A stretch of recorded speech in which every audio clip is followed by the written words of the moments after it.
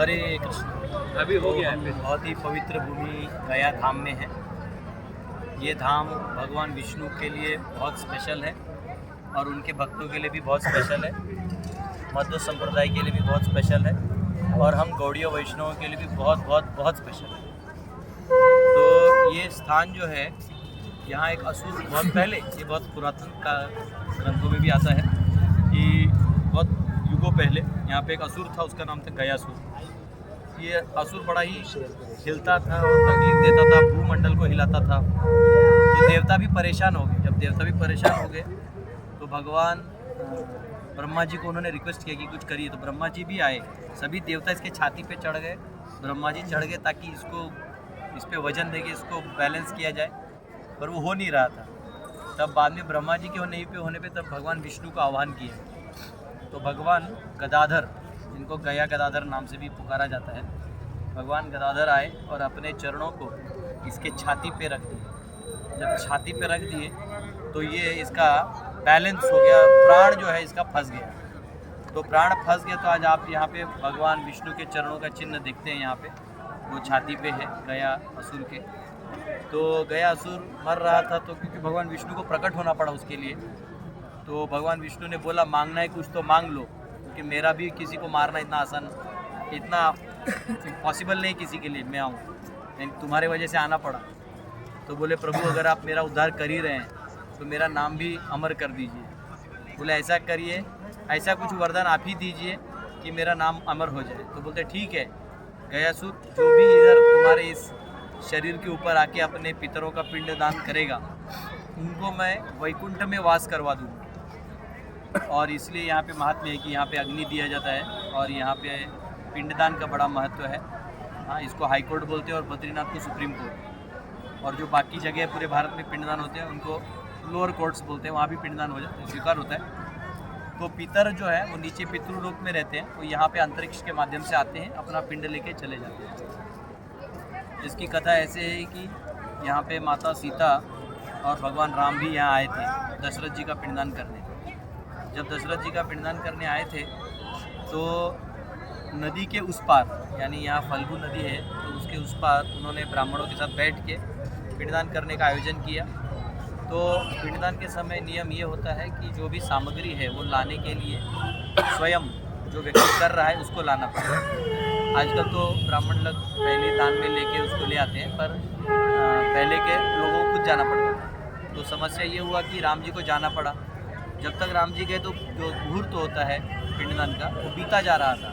तो माता सीता को सभी ब्राह्मणों ने कहा कि अगर अभी नहीं किया पिंडदान तो फिर बाद में इस मुहूर्त जब नहीं करेंगे तो शुभ नहीं होगा।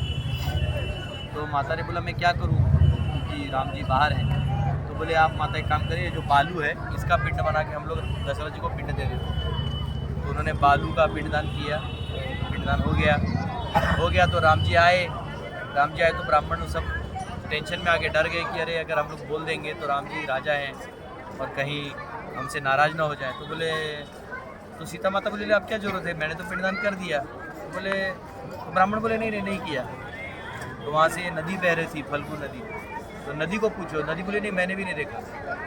तो फिर वहाँ पे गौ माता थी, उनको पूछा तो बात बोलते मैंने भी नहीं देखा। तो तुलसी जी थी, बोले तुलसी को पूछा, तुलसी भी मना कर दी। तो यहाँ पे एक वट है, वट वृक्ष है, उसको अक्षय वट बोलते हैं। ये वट वृक्ष 3 जगह है, गया में है, प्रयाग में है और जगन्नाथपुरी में है। ये तीनों का मूल एक है और इसके ऊपर ही भगवान जब प्रलय आता है तो जो पीपल के पत्ते पे नहीं वो अंगूठा चूस रहे हो, करारविन्देन पदारविन्दं मुखारविन्दे विनिवेशयन्तं वटस्य पत्रस्य पुटे शयानं बालं मुकुन्दं मनसा स्मरामि।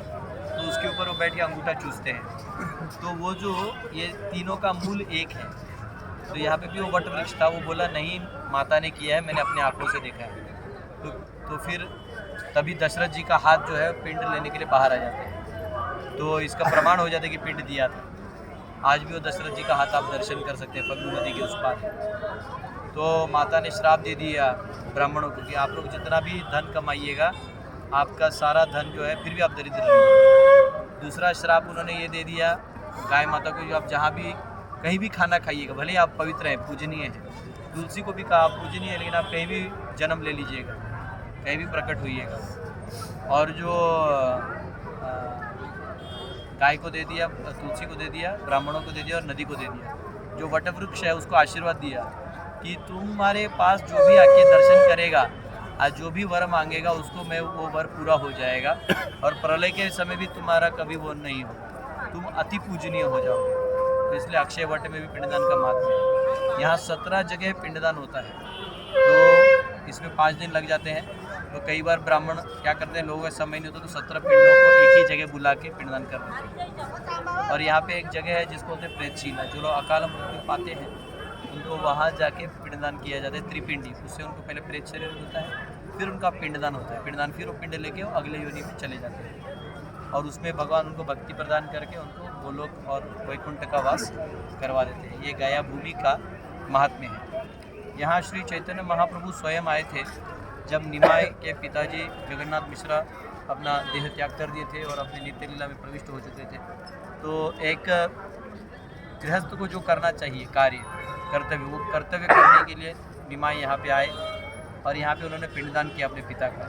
तो यहाँ पे माधवेंद्रपुरी के एक शिष्य थे ईश्वरपुरी, जो यहाँ पे विराजमान थे, उनसे उन्होंने दीक्षा